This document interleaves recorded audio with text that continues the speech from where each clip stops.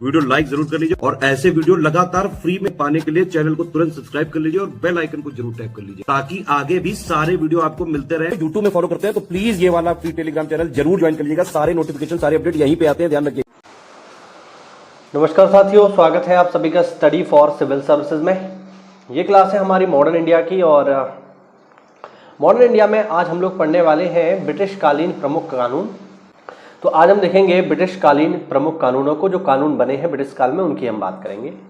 ये कानून जो है बेसिकली जो समाज सुधार है उससे जुड़े हुए हैं। ज़्यादातर जो सामाजिक कुप्रथाएं हैं उनको समाप्त करने से कानून जो है जुड़े हुए हैं। चलिए एक एक करके देखते हैं। यहाँ पर पहला जो कानून है साथियों वो है नवजात कन्याओं की हत्या संबंधी कानून। बेसिकली शिशुवध प्रथा हम इसे कह सकते हैं, ठीक है। खासकर शिशुवध में भी जो बच्चियां हैं उनके वध को किस तरीके से समाप्त किया जाए इसके लिए कानून बना 1795 में, और उस समय भारत के गवर्नर थे जॉन शोर। नवजात कन्याओं की हत्या पर रोक, इसे साधारण हत्या के बराबर अपराध घोषित कर दिया गया।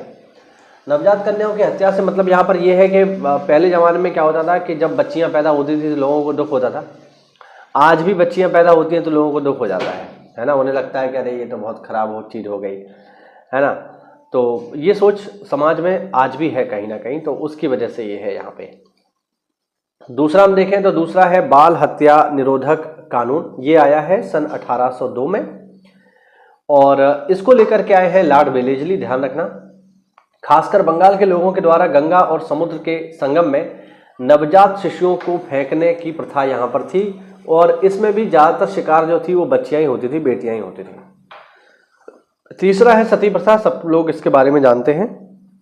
सती प्रथा में क्या होता था कि जो महिलाएं होती थी, ऐसी महिला जिनके पति किसी कारणवश एक्सपायर हो गए हैं, तो उनको भी जो है अपने पति की चिता के साथ ही जलने के लिए मजबूर किया जाता था। इस प्रथा को कहा जाता था सती प्रथा। तो ये 1829 में लॉर्ड विलियम बेंटिक के समय में समाप्त हो गई और इस पर पूरी तरीके से कानूनी रोक लगा दी गई। वो व्यक्ति जिसने इस प्रथा को समाप्त करवाने में एक महत्वपूर्ण भूमिका निभाई, उन व्यक्ति का नाम है राजा राम मोहन राय। आप लोग जरा मुझे कमेंट करके बताइए कि राजा राम मोहन राय को राजा की उपाधि किसने दी और क्यों दी, ठीक है। चलिए आगे बढ़ते हैं। अगला है हमारे पास हिंदू विधवा पुनर्विवाह अधिनियम। यह आया है 1856 में लॉर्ड डलहौजी के समय में, जिसके अंतर्गत विधवा विवाह को कानूनी मान्यता दे दी गई, ठीक है। 26 जुलाई 1856 को अधिनियमित हिंदू विवाह पुनर्विवाह अधिनियम 1856 और अधिनियम यहाँ तक मैं इसको पढ़ पा रहा हूँ, ये 15 होगा ये, ठीक है। हाँ, 15 में 1856 ईस्ट इंडिया कंपनी के शासन के अधीन भारत के सभी क्षेत्रों में हिंदू विधवाओं के पुनर्विवाह को वैध घोषित कर दिया गया। यह 1857 के भारतीय विद्रोह से पहले लॉर्ड डलहौजी द्वारा तैयार किया गया था तथा लॉर्ड कैनिंग द्वारा पारित किया गया था। ध्यान रखना, ठीक है। विधवा पुनर्विवाह में जो है इस समय तो नहीं, थोड़ा सा और आगे बढ़ेंगे।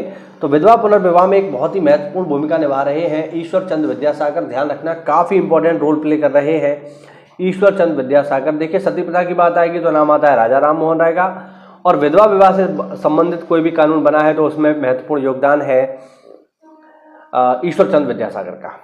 चलिए आगे बढ़ते हैं। आगे सम्मति आयु अधिनियम 1891 में लॉर्ड लैंसडाउन के समय में आया है और ये जुड़ा हुआ है बाल विवाह से। ध्यान रखना, बाल विवाह से जुड़ा हुआ है सम्मति आयु अधिनियम, है ना, सिविल मैरिज एक्ट इसे कहा जाता है। फिर है साइमन कमीशन 1927 में लॉर्ड इरविन के समय में, और ये आया है संविधान को बनाने के लिए। शारदा एक्ट काफी इंपॉर्टेंट है, 1929 में आया है ये लॉर्ड इरविन के समय में, और ये भी जुड़ा हुआ है साथियों, याद रखना, बाल विवाह से। बालकों के लिए इसमें विवाह की आयु 18 साल, यानी मेल के लिए 18 साल और फीमेल के लिए 14 साल कर दिया गया था, ठीक है। यानी शारदा एक्ट के अंतर्गत मेल की शादी करने की एज है 18 और फीमेल की शादी करने की एज थी 14, ठीक है। चलिए आगे बढ़ते हैं।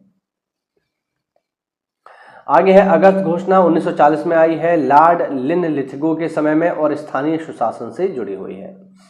करप्शन मिशन आया है 1942 में लॉर्ड लिनलिथगो के समय में। संविधान सभा की योजना को तैयार इसी के अंतर्गत करने की बात की गई।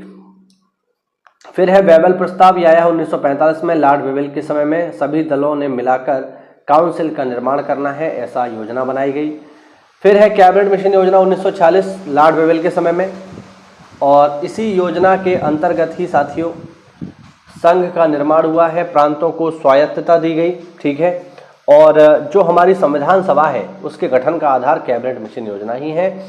और लास्ट में है माउंटबेटन योजना, 1947 लॉर्ड माउंटबेटन के समय में आई है तथा इसी योजना के आधार पर भारत का विभाजन किया गया। तो ये था आज का छोटा सा वीडियो जिसमें हमने प्रमुख सामाजिक और राजनीतिक सुधारों से जुड़े हुए कानूनों की बात की। चलिए साथियों, मिलते हैं अगली क्लास में, तब तक के लिए जय हिंद, जय भारत, वंदे मातरम। साथियों, अगर तैयारी कर रहे हो आप लेखपाल की, तो आप देखेंगे लेखपाल का पेपर बहुत जल्दी होने वाला है। उसके लिए कहीं आपको भटकने की आवश्यकता नहीं है। वन स्टॉप डेस्टिनेशन है स्टडी फॉर सिविल सर्विसेज, जहां पर आपको मात्र 999 रुपए में राजस्व लेखपाल की मुख्य परीक्षा के लिए सारा का सारा स्टडी मटेरियल मिल जाएगा एक ही जगह पर।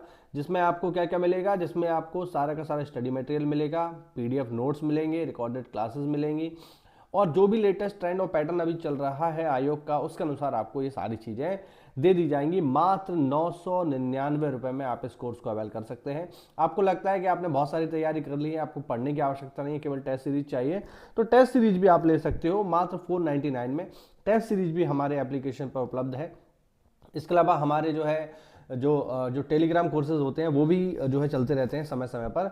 इसमें भी आपको सारा का सारा जो टेस्ट सीरीज है एग्जाम ओरिएंटेड मिलेगा, 100% रियल एग्जाम जैसी मिलेगी। तो ये सारी की सारी चीज़ें अभी जो है चल रही हैं। इसके साथ साथ अगर आप जो है पीसीएस या फिर बीईओ या फिर आरओ की भी तैयारी कर रहे हैं तो हमारे पेड बैचेस चालू हैं।